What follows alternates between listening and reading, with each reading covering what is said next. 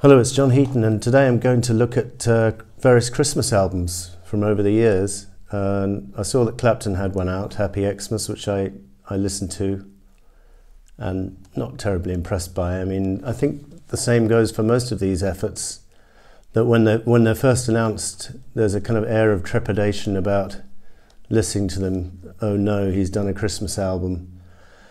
And I remember feeling the same with a couple of these others over the years, but some are more successful than others. But just before we begin, I'll start off discussing the Beatles' Christmas records.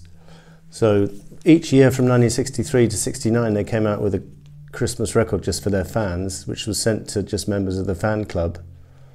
And then in 1970, they collected all of them together on this album. Unfortunately, this is a bootleg, but as bootlegs go, it's not a bad quality one. It's quite nice on green vinyl here with the apple, albeit a fake one. I don't know if any of you guys have the original. Maybe Paul, you in Canada, you have it.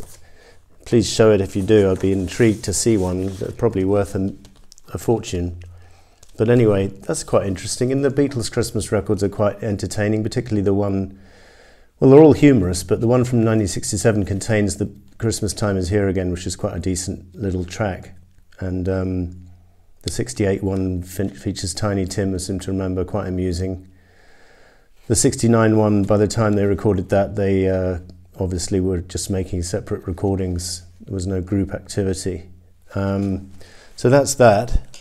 And then obviously John came up with Happy Christmas War Is Over in '71, which was a pretty decent attempt at a Christmas song, albeit the tune a little bit too similar to this traditional English folk ballad, Skewball.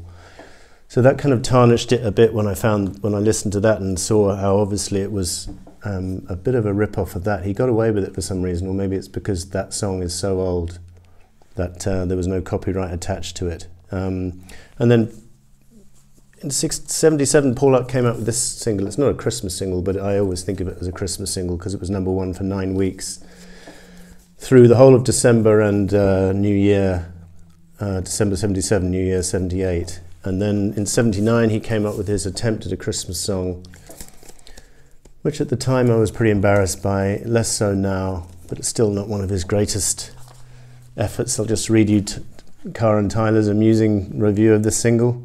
One of Lennon's ambitions was always to write a Christmas perennial. He got close enough for honour with Happy Christmas War Is Over. Paul, who registered the same desire, here takes his best shot with a cracker full of traditional cliches. Boing! No cigar and not even close. Too bad. Now Easter's still wide open, we hear. Quite a harsh review, but at least partly justified. I think it was a bit twee then and it's a bit twee now, although hindsight displays some kind of charm, I suppose. Just before I go to Ringo's album and Dylan's one, I just want to mention the Wombles. Have yourself a Wombling Merry Christmas. I think it's on this album. Yeah, Wombling Merry Christmas. It's a great song, and I was playing it at the weekend. Mike Batt wrote all of the Wombles stuff. Probably people who are living outside of the UK who were not born in the 60s or before would not be aware of who the Wombles are. But Mike Batt wrote some good tunes for them, kids' TV programme. Mike Batt also wrote Bright Eyes for Art Garfunkel and A Winter's Tale for David Essex, among others. So that's the Wombles. Then Ringo came up with his Christmas album in 2009, I think, round about then.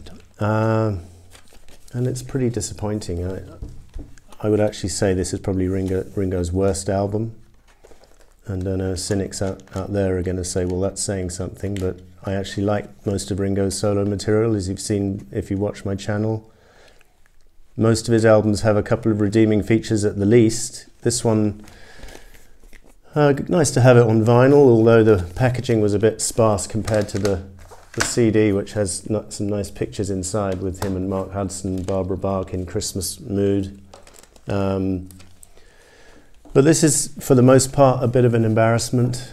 I guess Winter Wonderland is the closest to an acceptable track here. He even covers The Christmas Time Is Here Again, the Lennon-McCartney, Harrison-Starkey one from the Beatles Christmas disc.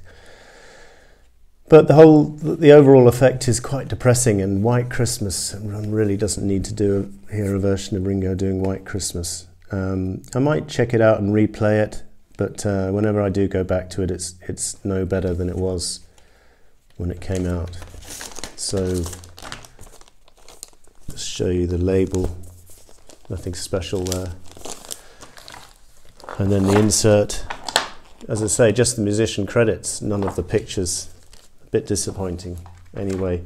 And then this album from Dylan, I don't have it on vinyl, I don't think it's been released on vinyl. This is the best of the bunch, I would say. I was pleasantly surprised when it came out, and even more pleasantly surprised going back to it the other day. Picture on the back of the sexy lady. Quite amusing picture here of some musicians looking a bit pissed off. So I think this album is a mixture, obviously. It's a mixture of not only good and bad, but serious and, should we say, jolly. So there's some religious stuff on here, and there's some kind of Santa Claus fun stuff. And I think the fun stuff works better. I think if I can cover the downside first, when he's singing carols, it's quite amusing, I suppose, but it's not very effective. I mean, I Come All Ye Faithful, he even tries it in Latin. And I know the uncut Ultimate Dylan Guide said, is he taking a mickey? Because it sounds almost too bizarre to be true. And Hark the Herald, again, it's just weird hearing Dylan singing a traditional carol, Noel similarly. A Little Town of Bethlehem, probably the most successful of the carols he attempts, because he's doing the alternative tune, which is less well known, and it's not quite such a stinker. But you know, it's heartfelt, and I don't mind it. But I prefer, like the opening track, Here Comes Santa Claus, is a fun number. I've written down who this album got to number 9 in the US and number 40 in the UK, so not disastrous at all. And Here Comes Santa Claus, written by Gene Autry and Oakley Haldeman. It's a pretty fun opener, and Do You Hear What I Hear? Noel Regney, Gloria Shane Baker is quite good. Winter Wonderland, Felix Bernard, Richard B. Smith.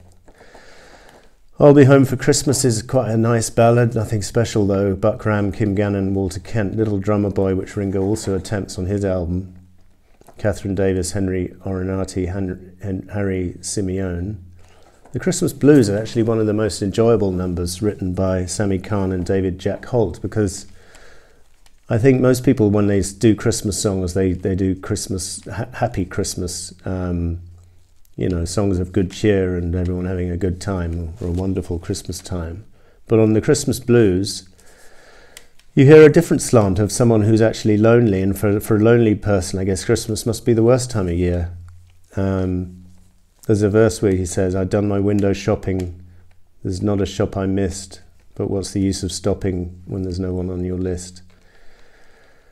Yeah, something like, you've seen how I've been crying when you have loved and lost. I don't know, it's pretty heartbreaking lyrics, and a great counterbalance to some of the jollier tracks on here. Come All Ye Faithful I've mentioned, not very effective. Have Yourself a Merry Little Christmas, Hugh Martin and Ralph Blaine. I think Eric Clapton covered this on his Happy Xmas new album, and it's quite a nice song. Kind of a bit sad, saying, you know, we may not be able to see each other this year. Hopefully we'll get together soon, but in the meantime, have a merry little Christmas. So it's for absent loved ones, I think. And then Must Be Santa is a hilarious song written by William Fredericks and Hal Moore. Now I had to check, because I was convinced it was written by the same people who wrote The Old Bamboo from Chitty Chitty Bang Bang. It's very similar in style, but it's not.